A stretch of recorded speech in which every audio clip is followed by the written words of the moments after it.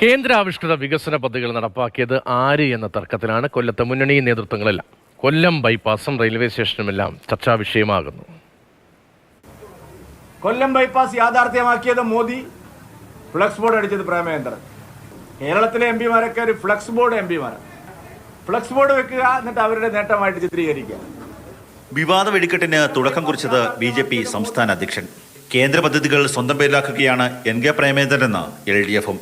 600ഓളം വരുന്ന കിലോമീറ്റർ ദൂരത്തിൽ പണിത ദേശീയപാതയിൽ തൻ്റെ 33 കിലോമീറ്ററിൻ്റെ 1693 കോടി രൂപ എന്ന് കണക്കാക്കി അത് എൻ്റെ നേട്ടമാണെന്ന് എഴുതുന്ന അദ്ദേഹം ഇച്ചിരി ശരീരം ക്ഷീണിക്കും അദ്ദേഹത്തിന്.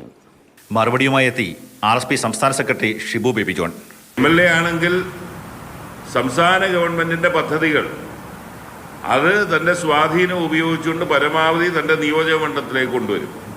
ഒരു MP ആണെങ്കിൽ കേന്ദ്ര ഗവൺമെൻറ്റിൻ്റെ പദ്ധതികൾ തൻ്റെ നിയോജക മണ്ഡലത്തിലേക്ക് കൊണ്ടുവരും. ഇന്ത്യ രാജ്യത്തെ ഒരു MPയും MLAയും സ്വന്തം വീട്ടിൽ നിന്നോ തറവാട്ടിൽ നിന്നോ പണം കൊണ്ടുവന്നല്ല വികസന പ്രവർത്തനം ചെയ്യുന്നത്. എന്തായാലും ഇനിയുള്ള നാളുകളിൽ കൊല്ലത്തെ പ്രചാരണ തർക്കത്തിന് ഈ വിവാദം കാരണമാകുമെന്ന് തീർച്ച. മാതൃഭൂമി ന്യൂസ്, കൊല്ലം.